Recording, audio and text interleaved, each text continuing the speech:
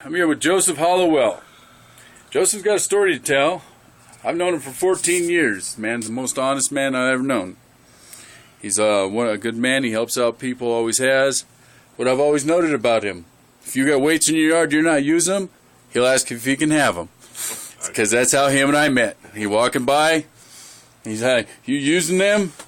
And he says he works out still. And I was like, yeah, go ahead, take them, whatever. Showed up at his house one morning, 6:30 in the morning. He's right out there working out. He's been doing it since I've known him. I was 50. He's been... How old are you now, Joe? I'm 65 now. 65. I was 53. Give us a little history about yourself, your past. I want to, and that was your house way over there with them two houses in the... Oh, no. Let's take this back to the 70s. I want to know back then. No, I don't want to know my history. I know all about our history. Let's go back to when you were working out back in Las Vegas around the 70s. I can go back further than that. I said history in Berkeley, California. I want to know about that Mr. Las Vegas bragging rights that you don't... First black man ever to hold the title and not even get any credit for it. I am the first black. I am the first Mr. Las Vegas. I am the first Mr. Las Vegas.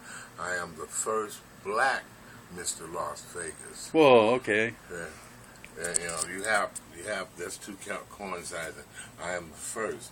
I am the first that come out of Las Vegas, Nevada, in a while that I know of in the top 5 that never used any kind of steroids. Who sponsored it again? George Eiferman. Okay, he was Mr. Universe. George Eiferman. He was Mr. Universe, Mr. America. He used to go with Marilyn Monroe, and you met him? He was my buddy. He was your buddy? He was my buddy. He came over to Doolittle Center, which was the black side of town, because we couldn't work over the white side of town. Some was just adventuring out. But this was, like I say, in 69, 68, 69. And integration just came in 65. But George had heard about me through Mr. Washington, who ran the Doolittle Center, which was the black center on the black side of town. And George came over and he said, "Boy, you a big old..." I said, "I beg your pardon." He said, "Yeah, you are big." He said, "You been to the pen?" I said, "You been to the pen?" And I said, "Oh, you was so-and-so." I said, "No, you ain't been to the pen." I said, and we got in, and that's where we became friends. And he showed me little techniques to do. Instead of working out one way, shortcut it by doing supersets. See, long routes is like you would do this here. And you take the weight, you go in the full length of the bar, and you're doing that. You supersetting it, you bring your arm in, and you're working more than 2 muscles, you're working 4 muscles. That's supersetting it. He showed me things like that and stuff. And then the next thing I know, he called me to go over to his gym. I just heard about Pat's Chinese Kitchen. I worked in the MGM Grand before it burned, before it caught a fire in 1981. I used to work there, and Pat was the cook there, but he also had a restaurant, and the restaurant was next to George Eiferman's gym. And so when I came over to Pat's Chinese Kitchen, because I love to eat Chinese food, shrimp fried rice, and sometimes when I get on the little lighter side of life, I could speak it very well because I was brought up around a lot of Chinese people.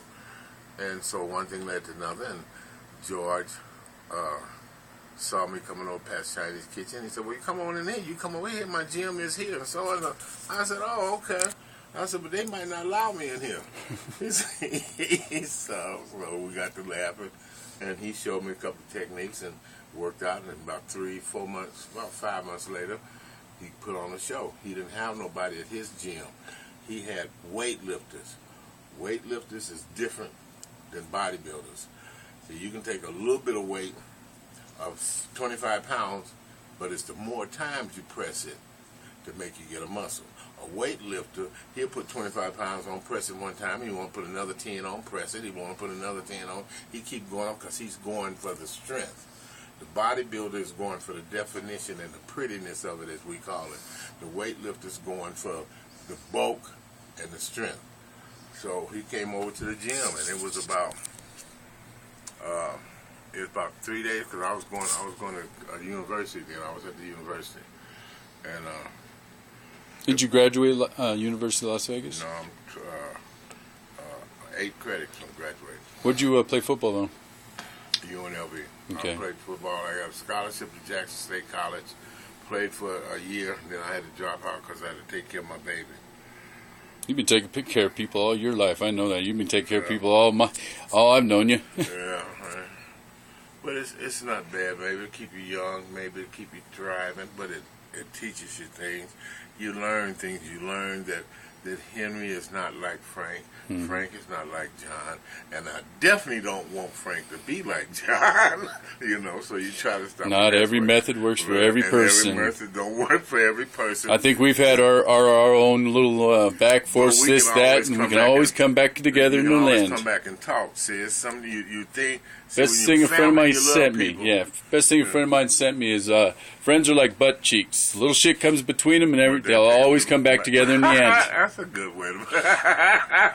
A little shit comes between and a little piece of white paper to clean Okay, out. so tell me about the title and everything.